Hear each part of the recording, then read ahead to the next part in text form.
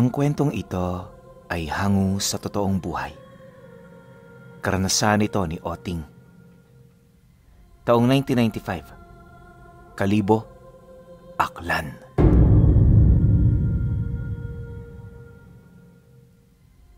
Noong mga panahong ito, unti-unti nang bumibilis ang pag-usad ng modernisasyon ng mundo.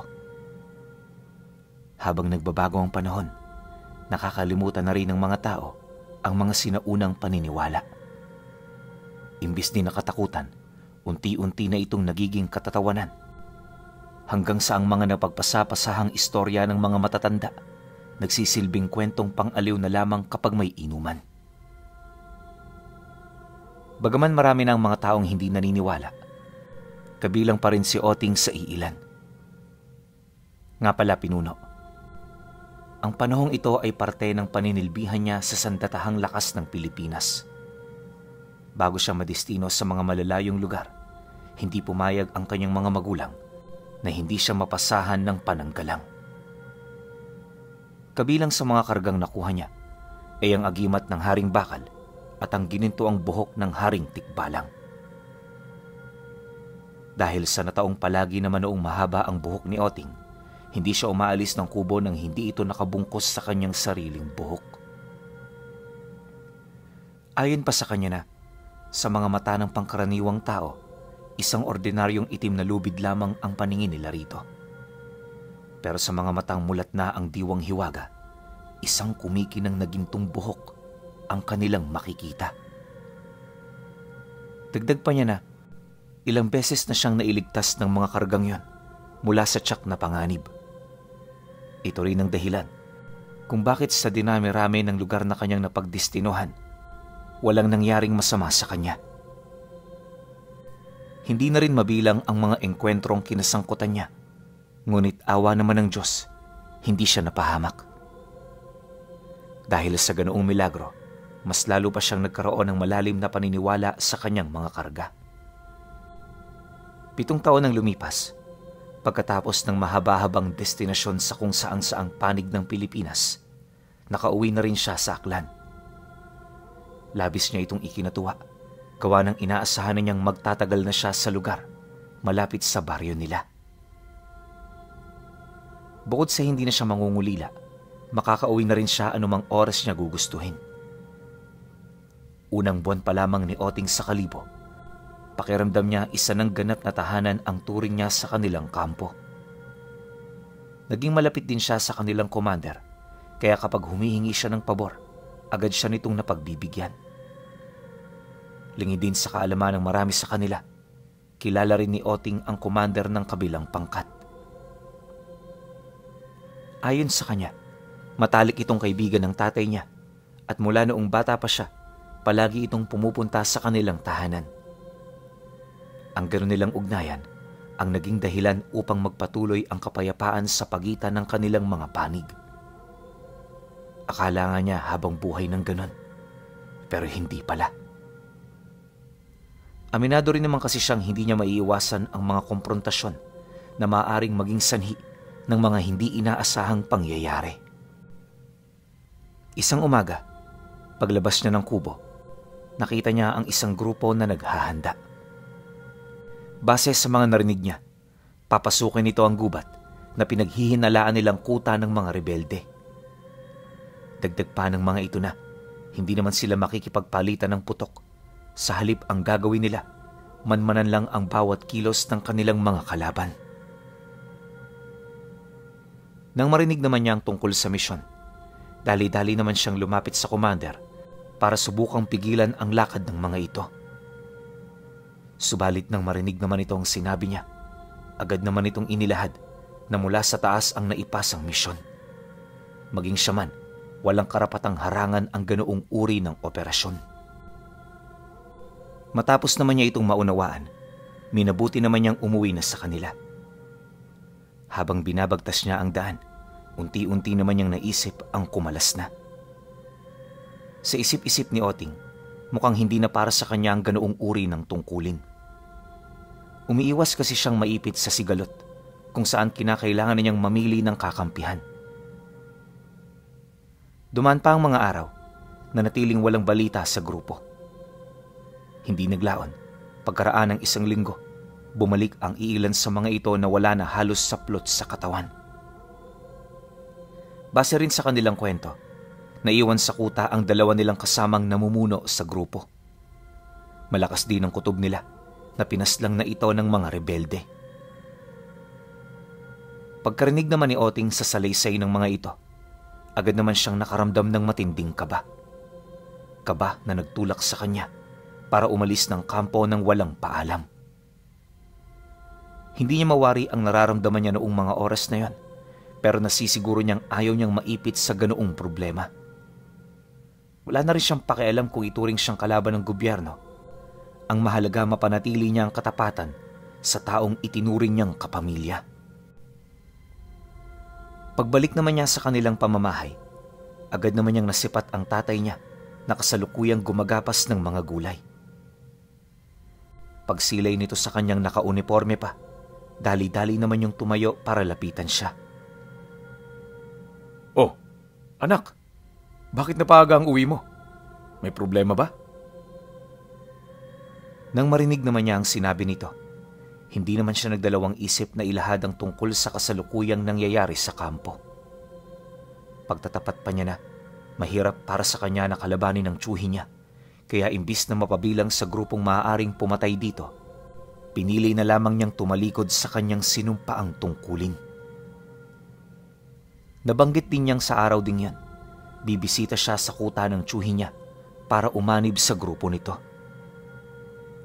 Sa pamamagitan kasi ng ganoong pasya, may iwasan niya ang pagkamatay ng mga rebeldeng walang ibang hinahangad, kundi ang kabutihan para sa inang bayan.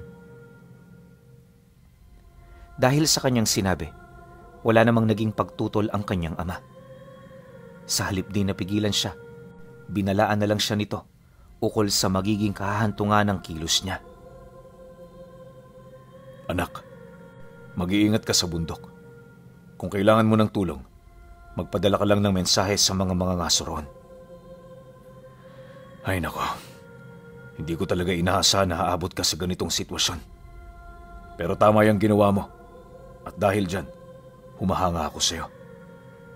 Siya nga pala, balaan mo si Minandro ukol sa kakaibang taktika ng mga sundalo rito sa atin.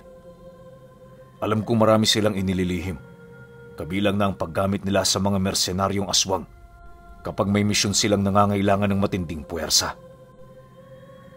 Dagdag pa nito na, sa mga sandaling yon, ang banta ng mga aswang ang pinakamatinding panganib para sa grupo nila.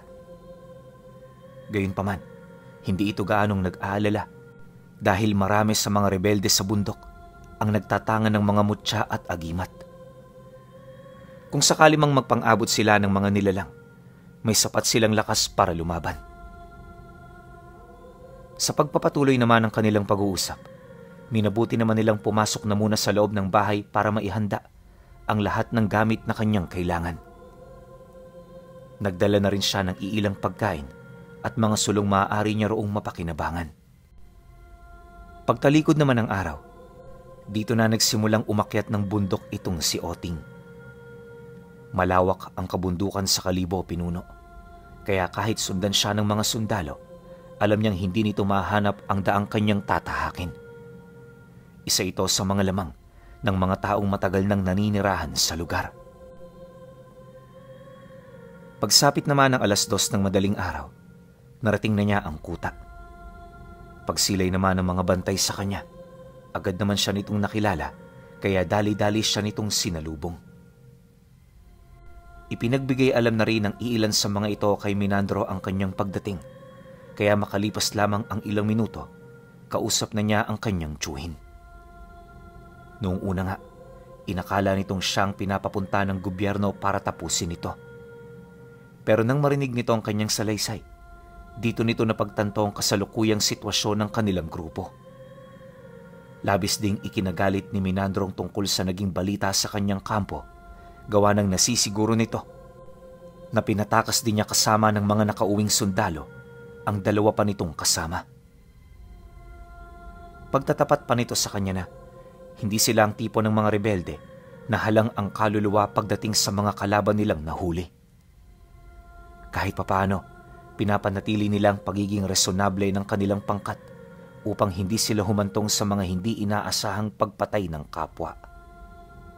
Mariin din itong inilahad na maaaring kagagawa nito ng mga kasamahan niyang nakaligtas upang mas lalong palakasin ang tensyon sa pagitan ng kanilang mga panig. May kutob kasi itong si Menandro na gustong-gusto na silang ubusin ng mga sundalo.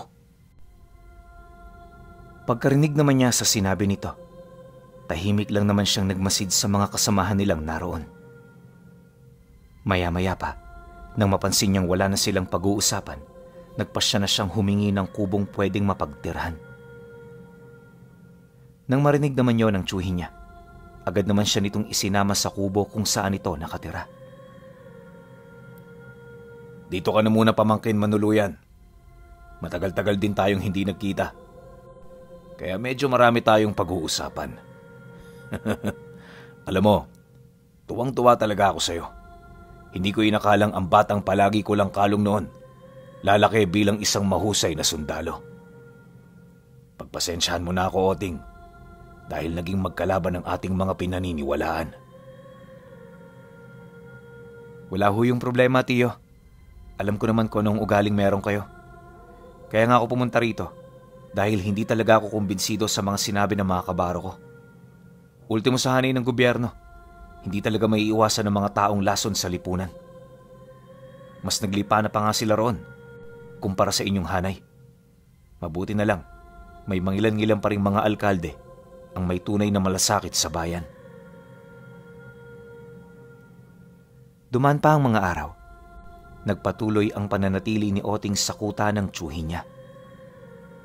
Para naman magkaroon sila ng balita sa bayan ng Kalibo, madalas silang humingi ng tulong sa mga mangangaso.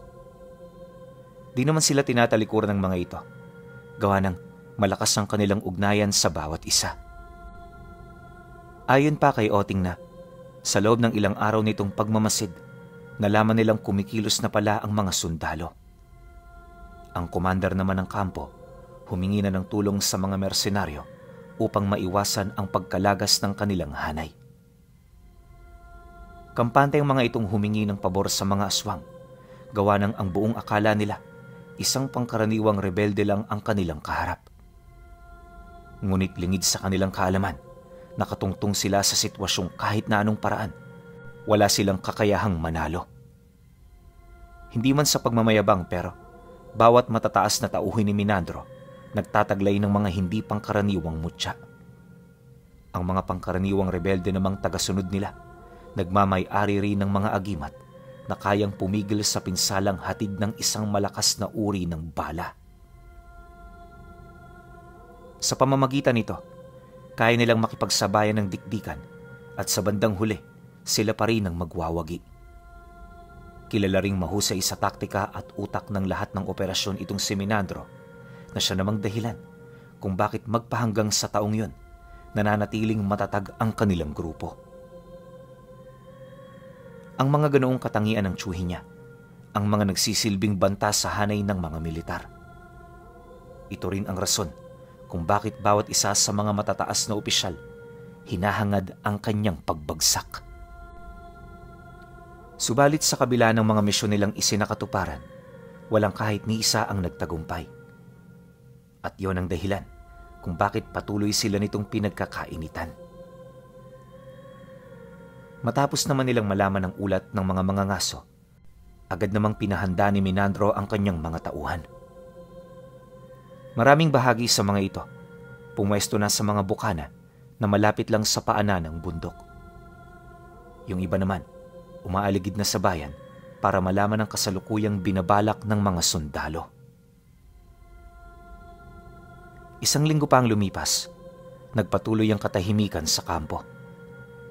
Wala mang nangyayaring hindi inaasahan, aminado si Oting na parte lamang ito ng kalmadong panahon bago sumapit ang isang malakas na delubyo. Nakahanda naman silang kaharapin ito, kaya sa isip-isip niya, wala siyang rason para panghinaan at matakot sa kasalukuyang sitwasyong kinakaharap nila. Aminado rin siyang naghihintay na lamang siya na sumiklab ang digmaan sa pagitan nila. Ilang araw ang dumaan pagkatapos ng linggo ng kanilang paghahanda. Dito na nga nakasilay ang mga mangangaso ng grupo ng mga mersenaryong dahan-dahang umuusad patungong bundok. Bago sa kanilang mga mukha nito, kaya nung masipat nila ang grupo, agad silang nag-utos ng bata para pumunta sa kampo nila Minandro. Maghahating gabi na rin noong nakarating ang bata at nung makuha nila ang impormasyong kanilang hinihintay, inabisuhan nila itong ipagpabukas na ang kanyang pag-uwi.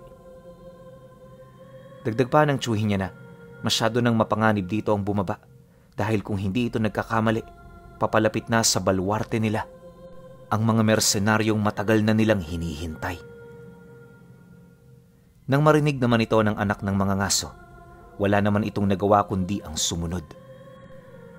Pagpasok nito sa kubong papahingahan niya, agad namang kumilos ang pangkat nila Oting. Sumama na rin noon si Minandro sa pagbabaka sakaling makakausap niya ng mahinahon ang pangkat na paparating. Habang tinatahak naman nila ang daan pababa ng bundok, tahimik naman ang paligid. Wala pa sila noong naririnig na alingawngaw ng mga putok ng barel, kaya kalmado silang bumaba hanggang sa narating na nila ang unang hanay ng mga bantay. Nagtatago ang mga ito sa mga punong malapit sa paanan, kung saan sa harapan naman ito, naroon ang isang malawak na kapatagan na punong-puno ng talahib. Sa kanilang pagmamasid, agad namang napatanong si Oting sa mga naroon ukol sa kanilang mga napapansin. Medyo nagtaka kasi siya. Sa mga sandaling yon, inaasahan niyang dapat naroon na ang mga mersenaryong hinihintay nila. Subalit sa hindi malamang dahilan, tahimik pa rin ang paligid. Pagkarinig naman ng isa sa mga bantay sa kanyang naging tanong, agad naman itong inilahad ang tungkol sa kanilang mga nakita mula sa loob ng ilang oras nilang pagbabantay. Ayon dito, wala namang kakaiba, kaya inaasahan nilang maaaring naligaw ng daan ang mga mersenaryong hinihintay nila. Dagdag pa nito na, sa dinami-rami ng bundok na nakapaligid sa kanilang kuta, hindi malabong ganon ang nangyari. Ngunit, nang marinig naman niya ang sinabi nito, hindi siya roon nakumbinsi. Alam niya kasing walang puwang ang pagkaligaw sa hanay ng mga nilalang na may matalas na pandinig at paningin. Malakas din ang kanyang kutob na maaaring kanina pa rin nagmamasid ang mga ito mula sa kabilang ibayo ng kapatagan. Sa pagpapatuloy naman ng kanilang pag-uusap, bahagya naman silang napatahimik nang marinig nila ang wika ng isa nilang kasama ukol sa mga nilalang na isa-isang umaahon mula sa ilalim ng talahiban. Pagsilay naman nila sa mga ito, gulat na gulat naman ang kanilang grupo, gawa ng hindi nila inaasahang makakalapit ng ganon ang kanilang mga kalaban. Nang masipat naman yon ni Minandro, agad naman itong nagbigay abiso na maghintay lang sa kanyang iuutos. Ilang minuto pa ang lumipas, pagsilay naman nilang walang ginagawang anumang kilos ang mga nilalang. Dito na ito nagdesisyong lumabas sa kanilang pinagkukublian. Alam kasi noon ng kanilang commander na maglalaan muna ito ng minuto para makausap ang namumuno sa kanilang grupo. Sa pamamagitan nito, maunawaan nila ang ipinaglalaban ng bawat isa. Ayon pa sa kanya, isa itong tipikal na ugali ng mga nilalang na nagtatangan ng malalim na karunungan ng kaliwa. Sa paglabas naman ni Minandro mula sa lugar kung saan ito nagtatago, agad naman niyang binungkos ang kanyang buhok gamit ang ginintoang buhok ng tikbalang. Umihip na rin siya ng dasal sa agimat niyang haring bakal bago sumunod sa likod nito. Pagtahak naman nila ng daan, mariin naman siya nitong inabisuhan na maging alerto, lalo pat mga mapanlin lang ang kanilang mga kalaban. Konting pagkakamali lang, magdudulot ito ng kamatayan sa kahit na sino sa kanila. Nang marinig naman ni Oting ang sinabi ng tsuhin niya, tumango lang naman siya, hudyat ng kanyang pagsang-ayon. Kalaunan, nang makalayo na sila sa kinaroroonan ng kanilang mga kasamahan, dito na nila nasilayan ang pag-usad papalapit ng tatlong nilalang na pinaghihinalaan nilang pinuno ng pangkat. Purong kalalakihan ng mga ito, at bawat isa medyo may edad na. Kung hindi siya nagkakamali, pinakabata sa tatlong yon, nasa edad 70 anyos. Ugod-ugod man kung titingnan, hindi siya kumbinsido sa mga bagay na kanyang nasisilayan. Alam niya kasing isa ito sa abilidad ng mga aswang para makapanlin lang ng kanilang mga kalaban. Pagharap naman nila sa mga ito, agad namang sumambulat sa kanila ang amoy nitong hindi nalalayo sa amoy ng naaagnas na bangkay. Nakakausog sikmura man, hindi sila nagpakita ng anumang panghihina. Kahit sukang-suka na noon si Oting, nanatili siya sa tabi ng kanyang tiyuhin habang nakahawak ng mahigpit sa kanyang armas. Ilang minuto pa ang lumipas, dito na nagsimulang magsalita ang pinakamatanda sa tatlo. Ayon dito, may ibinabang utos mula sa mga sundalo ukol sa kagustuhan ng mga itong paslangin ang mga rebeldeng pinamumunuan ni Menandro. Dagdag pa nito na, wala naman silang personal na galit sa mga rebelde, ngunit obligado silang sumunod upang hindi mapahamak ang kanilang angkan. Alam naming bukod tangi ka, Menandro. Kaya sa misyong ito, dinala namin ang lahat ng tauhang pwede naming maasahan sa digmaan. Ang hindi ko lang inaasahan, armado ka pala mula paa hanggang pangil mo. Para kang isang mapanganib na nilalang na nakahandang pumatay ng kahit na sino. Ganun din ang sumusunod sa'yo, kargado ng mga mapapanganib na mutya at agimat. Ngayon ko lang naunawaan ang rason ng mga sundalo kung bakit kami ang kanilang napag-utusan para magpatuloy ng sigalot sa kanilang nasimulan. Nang marinig naman ni Menandro ang sinabi nito, agad naman niyang ipinasilay ang daladala niyang punyal na mula sa mutya ng tinik ng pagi. Pagsilay naman doon ng mga aswang, kitang-kita naman sa kanilang mga katawan ang makakapal nilang pawis na animoy punong-puno ng takot mula sa kargang yon. Matapos naman yung ipakita ni Menandro, may hinahon naman yung sumagot sa mga ito ng, kahit hindi pa tayo nagsisimula, alam kong alam mo na ang sitwasyon ngayon dito. Kung itutuloy mo ang inyong binabalak, marami sa mga kasamahan mo ang mamamatay. Sisiguraduhin ko ring hindi na kayo makakauwi upang magsilbi itong leksyon para sa lahat ng inyong mga kauri. Hanggat hindi pa tayo nagsisimula, may panahon ka pa para umatras. Huwag mong sasayangin ang buhay ng mga kasama mo para sa walang kakwenta-kwentang mga bagay. Simulat sa pool, hindi naman kayo kasali sa sigalot na to eh. Matapos naman niya itong mailahad, batid nila ang pananahimik ng matanda. Unti-unti na rin yung napayuko. Animoy nag-iisip ito ng paraan kung papaano nila malulusutan ang ganoong sigalot. Ngunit habang tumatagal, tila bang unti-unting nawawala ang pagdadalawang isip nito. Pagbaling naman ito ng paningin kay Menandro, dito na ito nagsimulang magsalita ukol sa nais nitong mangyari. Ayon dito, wala silang pagpipilian kundi ang makipaglaban dahil sa pamamagitan nito nakabase ang kaligtasan ng kanilang mga kalahi.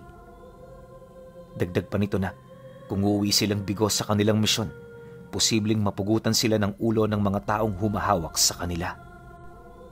Mariin din itong inilahad na, matagal na silang nabubuhay sa ganoong sitwasyon at hindi nito maipagkakaila na sanay na sila sa ganoong kalakaran. Matapos naman itong makapagsalita, agad naman itong tumalikod kasabay ng dahan-dahan itong pagtahak ng daan pabalik sa kanilang mga kasama. Nang masipat naman yun nila Oting, agad naman silang bumalik sa kinaroroonan ng grupo nila. Maya-maya pa, dito na nagsimulang bumalik ang katahimikan sa paligid. Habang nagmamasid, dito nila nasilayan ang kabuuang grupo ng mga aswang na umabot sa 30 ang bilang. Bawat isa, ramdam nila ang matinding kadiliman na bumabalot sa kanika nilang mga presensya. Ilang minuto pa ang lumipas, isa-isa nang umatungal ang mga ito, kasabay ng pag-inom at pagpahid nila ng langis sa katawan. Nagsimula na rin itong magsambit ng mga engkantasyon hanggang sa isa-isa na itong umangil. Maya-maya pa, kumalat na rin ang mga itim na usok sa paligid na pansamantalang kumubli sa mga ito. Sa isang kisap mata, nakita nila ang mga nilalang na tumatakbo na kasalukuyan ng nagtatangan ng mga kakaibang anyo. Paglalarawan ito sa mga nilalang, may ilan sa kanila ang nagtaglay ng balat kayo ng mga hayop na may dambuhalang laki. Bukod tangi rin ang wangis ng mga ito at bawat isa sa mga nilalang na yan may mga nakausling pangil sa kani-kanilang mga bibig. Ang mga aswang namang hindi gumaya sa wangis ng mga hayop, nagkaroon ng malalapad na pakpak at mahabang mga braso. Para rin itong paniki kung titingnan, kaya nung masipat ito ng kanilang mga kasama, walang habas nila itong pinaputukan. Ang problema lang, napansin nilang nakahanda ang mga nilalang laban sa mga bala nilang binabalot ng mga pangontra at pambasag kabal. Pagsilay naman ng tsuhi niya na hindi tatabla ng mga ito, agad naman niya yung inabisuhan na itapo na ang hawak nilang armas. Pagkarinig naman ng mga kasamahan nila, dali-dali naman itong iniwan ang kanilang mga sandata sabay kuha ng mahahabang mga talibong na nakabitin sa mga sanga ng puno. Isa-isa rin silang nagdala ng mga kalasag upang magkaroon sila ng pananggalang sa kasagsagan ng kanilang pakikipaglaban. Pagsilay naman nilang handa na ang mga ito, agad naman nila yung pinalusob. Sumama na rin noon si Oting para makatulong sa kanilang mga kasamahang maaaring malagay sa panganib. Bagaman lamang sila sa bilang, hindi niya nasisigurong sila na ang mananalo. Kung lakas kasi ang pag-uusapan, masasabi niyang 10 ng kanyang mga kasama ang kahanay ng isang nilalang. Dumaan pa ang ilang segundong pananakbo.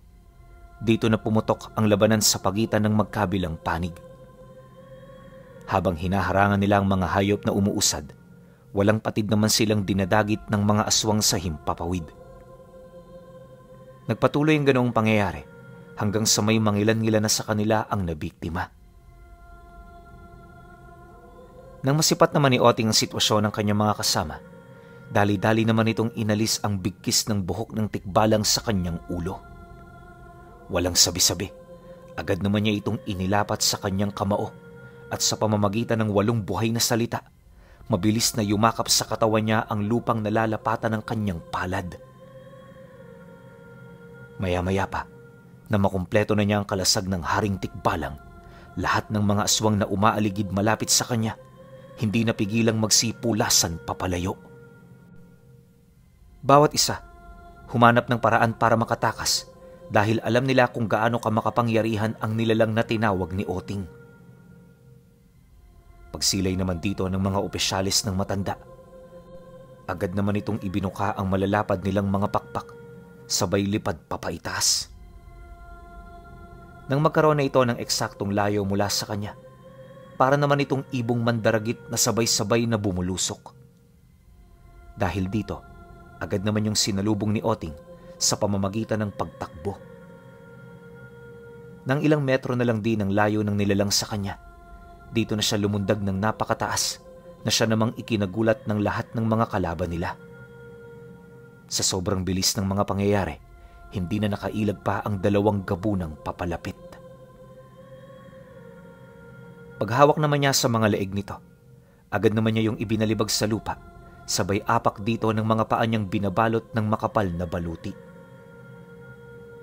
Ayon kay Oting Pinuno, kapag ginagamit niya ang ganoong abilidad ng buhok, nagiging kawangis siya ng haring tikbalang sa malatao nitong anyo. Ito lang kasi ang pinakamalapit na wangis na pwede niyang magaya upang mataglay niya ang hindi masukat nitong pisikal na lakas. Sa paglagapak naman niya sa lupa, agad naman niyang inundaya ng 3 solidong suntok ang 2 gabunan.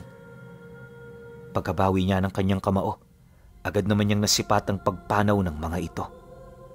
Saksa rin noon ang mga aswang na malalapit sa kanya, kaya sa halip na pagtulungan siya, napilitan itong dumistansya. Kalaunan, nang makarating naman ang ulat sa matandang pinuno ng pangkat, Agad naman yung nagpalit ng anyo para isabay siya sa mga pumanaw nitong kasamahan. Ngunit bago pa man niya ito maisakatuparan, naramdaman nito ang presensya ni Minandro sa kanyang likod. Pagsipat naman doon ng matanda, bumungad sa harapan nito ang tiyuhin niya. Hawak-hawak ang punyal na bahagya nitong itinarak sa lupa. Ngayon ka na gumawa ng huling desisyon. Pag-isipan mo ng mabuti dahil alam mong hindi lang ito ang magagawa mo. Mamili ka. Mamamatay ka sa aming mga kamay? O papaslangin ninyo ang mga oligarkiyang matagal nang may hawak sa inyong angkan? Hindi kami ang kaaway ninyo, kaya walang saysay ang labang ito. Kung ginusto ko lang, kanina ka pa sanang nakabulagta. Ang kaso hindi ko to pwedeng gawin dahil isa akong taong resonable sa lahat ng mga ikinikilos ko. Kapag alam kong hindi ko kalaban, wala akong panahon na bahira ng masamang dugo ang aking mga palad. Nang marinig naman ng matanda ang kanyang sinabi, bigla naman yung pinanghinaan sa puntong ora mismo na kapagbigay ito ng utos sa lahat ng kanyang mga kasamahan. Dahil sa utos ng matandang umatras, agad namang dumistansya ang mga ito sa grupo nila. Maya-maya pa, kampante naman yung tumalikod ng walang kahit na anong sinasabi. Sa kabuuan, 2 lang sa kanila ang nalagas, habang sa pangkat naman ng mga aswang, umabot sa 6 ang namatay. Paglaho naman ng mga ito sa kakahuyan, wala silang ibang ginawa kundi iligpit ang kanilang mga sandata. Ilang araw pagkatapos ng laban, nakasagap sila ng balita ukol sa nangyaring patayan sa baryo. Nalaman din nilang nakatakas na ang mga aswang, bitbit ang mga ulo ng mga taong matagal nang humawak sa kanilang mga kahinaan. Nang malaman naman nila ang tungkol dito, labis nila itong ikinatuwa dahil sa pagkawala ng grupo ng mga mersenaryo, wala na ring naglakas loob sa hanay ng mga sundalo na pumasok sa mga bundok. Magmula noon, naging tahimik na ang kanilang lugar. At hanggang sa pagtanda niya, nagpatuloy ang ganoong sitwasyon. Ngayong pangkasalukuyan, namumuhay pa rin siya bilang isang ordinaryong magsasaka. Pero, kahit anong gawin niya at kahit saan siya magpunta, kasakasama ni Oting sa katawan niya ang mga tangan niyang buhok ng hari ng tikbalang at agimat na haring bakal.